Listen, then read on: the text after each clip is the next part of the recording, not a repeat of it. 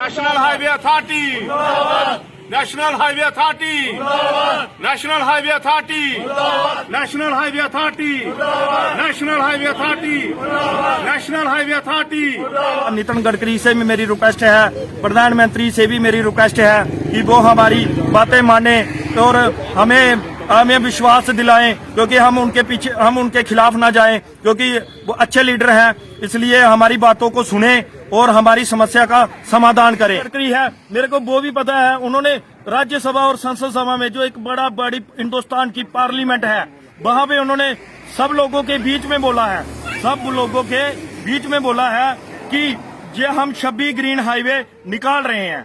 Soldier की जहाँ पे सुनवाई नहीं है, देखो कैसा प्रशासन है। फिर मैं क्या बोलूं, मगर मैं अपने देश के खिलाफ तो नहीं जा सकता, क्योंकि मैं देश का एक रक्षक हूं। इसलिए मैंने ज्यादा इसके बारे में बोलना नहीं चाहता। मैं सिर्फ प्रशासन को ही डांटूंगा कि जो वहां पे जो कानून है वो इम्प्लीमेंट करे, क्योंकि हमारे जो माननीय प्रधानमंत्री नरेंद्र मोदी जी है, उनको क्या पता कि जहाँ पे क्या हो रहा है। वो बेचारे खड़े हैं, उन्होंने पूरा देश देखना है।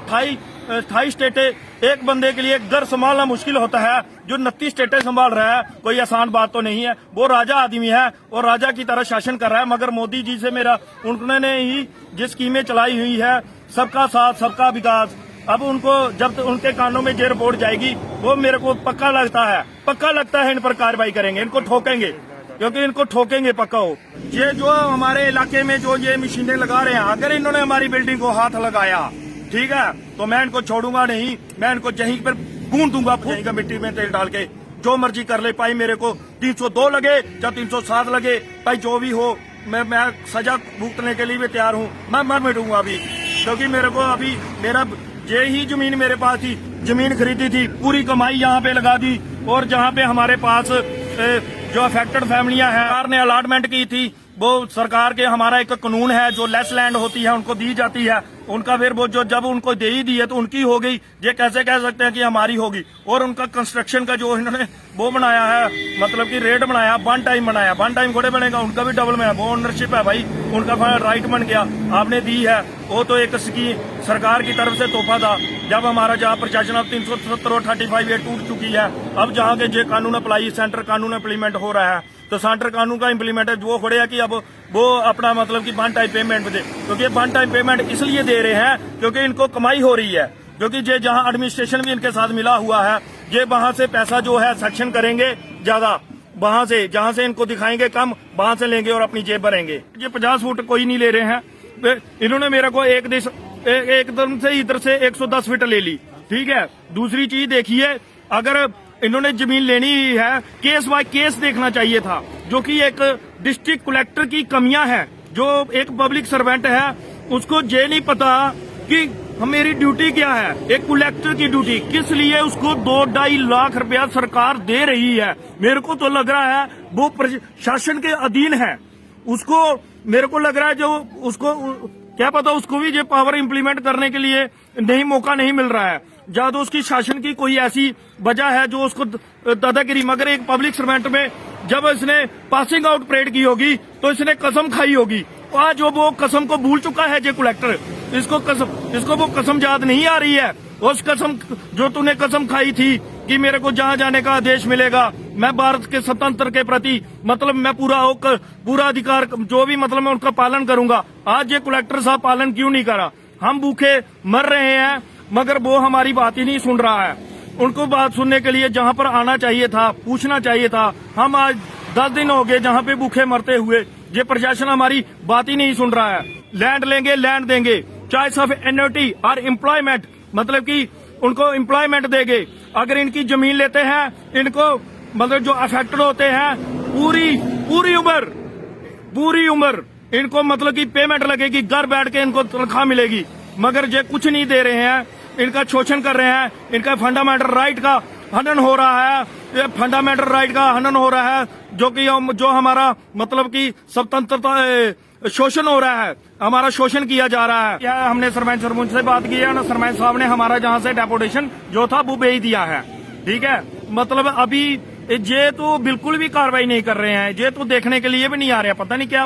ऐसा नहीं होता है। अगर जहाँ पे ये कानून नहीं होता तो मैं अपनी जमीन देता, इनको खुशी खुशी देता, मगर ये पब्लिक प्रोजेक्ट है, पार्टनरशिप प्रोजेक्ट है, जिस इसमें इनको लाखों करोड़ों की मतलब कि इनको लाखों करोड़ों रुपए कमाई होगी, तो हम इतने बेवकूफ तो नहीं है, अनपढ़ तो नहीं है। मैंने पूरा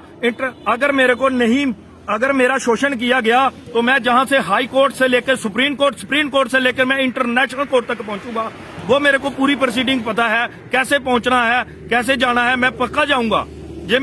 मैं इनको छोड़ूंगा नहीं, मगर जो हमारे साथ गलत कर रहे हैं, हमारे फंडामेंटल राइट का हनन हो रहा है। जब हमारे फंडामेंटल राइट का हनन होगा तब तक फौजी ग्राउंड में उतरेगा। हमने जब वर्दी पहनी थी, हमारे सशस्त्र सीमा में एक गाना था जो हम इम्प्लीमेंट, जोश भरा है सीने में है थैलियों में जान, सीमाओं पर अपने ध्वज का हम रखते हैं मान, हर कुर्बानी देने के लिए हम खड़े रहेंगे, इनके लिए हर कुर्बानी देंगे। अब कुर्बानी देने के लिए मेरे को जहाँ पे ग्राउंड में इन्होंने तैनात कर दिया है, अब मैं पीछे नहीं हट सकता। अगर मैं पीछे हटा तो मेरी पैरामिलिट्री फोर्सेस की बेइज्जती होगी। हाल नहीं हुआ तो ये लोग सड़कों पे आएंगे, सड़कों पे आने के बाद ये लोग आत्महत्या करेंगे, जिसकी सारी जिम्मेवारी जो है वो सरकार की होगी। मैं जितेंद्र शर्मा मीडिया के माध्यम से ये बोलना चाहता हूँ कि इस देश के अंदर कानून की पालना नहीं हो रही है, जो कि कंपनसेशन रिहैबिलिटेशन एक्ट 2013 यही बताता है। पुण्य व्यवस्था पुण्य स्थापन, जिनकी जमीन अर्जन की जा रही है उनकी सामाजिक स्थिति सुधारेंगे, मतलब जहाँ पे प्रशासन सुन ही नहीं रहा है, बिल्कुल भी कोई कार्रवाई कर ही नहीं रहा है। पंजाब में इन्होंने कंपनसेशन रिहैबिलिटेशन एक्ट छांडोड़िया में जो व्यापार मंडल के लोग हैं, जिनकी नेशनल हाईवे अथॉरिटी द्वारा जमीनें ली गई हैं, जो सड़कें बन रही हैं, उनके मकान आए हैं, जमीनें आई हैं, दुकानें आई हैं, ये सब पिछले लगभग 10 दिनों से धरने पर बैठे हुए हैं। और इनकी एक ही मांग है, अगर हमारी जमीनें ले रहे हो, या तो हमें जमीनों के बदले जमीनें दी जाएं, या हमें उचित मुआवजा दिया जाए, क्योंकि जो ये मुआवजा दे रहे हैं ये बिल्कुल भी सरासर गलत मुआवजा है। क्योंकि ऐसा रेट तो मैं कहता हूँ किसी गांव की गलियों में भी नहीं होता जो ये नेशनल हाईवे पे लोगों को दे रहे हैं। किसी का पूरा घर आ गया है, किसी की पूरी दुकानें आ गई हैं, किन्हीं के छोटे बच्चे बाल बच्चे लेके ये सड़कों पे आ गए हैं लोग, और ये प्रशासन को तंग कर रहा है कि बार दुकानें खाली करो, घर खाली करो, हमने तोड़ने मुआवजा नहीं दी जाता, या जमीन के बदले इनको जमीनें नहीं दी जाती, तब तक इनको अपने घरों से ना उठाया जाए, जब तक इनको उचित मुआवजा मिलता है उनके बाद ही अगली कार्रवाई की जाए। और दूसरा, मुझे ये अफसोस हो रहा है कि प्रशासन का कोई भी अधिकारी इन लोगों के बीच में बात करने के लिए नहीं आया है, ना ही कोई नेशनल हाईवे अथॉरिटी का आदमी आया है और ना ही कोई रेवेन्यू का आया है। बड़े अफसोस की बात है, पिछले 10 दिनों से ये गरीब लोग भूखे प्यासे यहाँ धरने पे बैठे हुए हैं। कई लोगों ने अपनी दुकानों पे लोन लिए हैं, कई लोगों की लिमिटें चल रही हैं, बैंकों के कर्जे लेके लोग दुकानें कर रहे हैं, पर अफसोस ये जंगल राज में इनसे पूछने, इनसे बात करने वाला कोई नहीं है।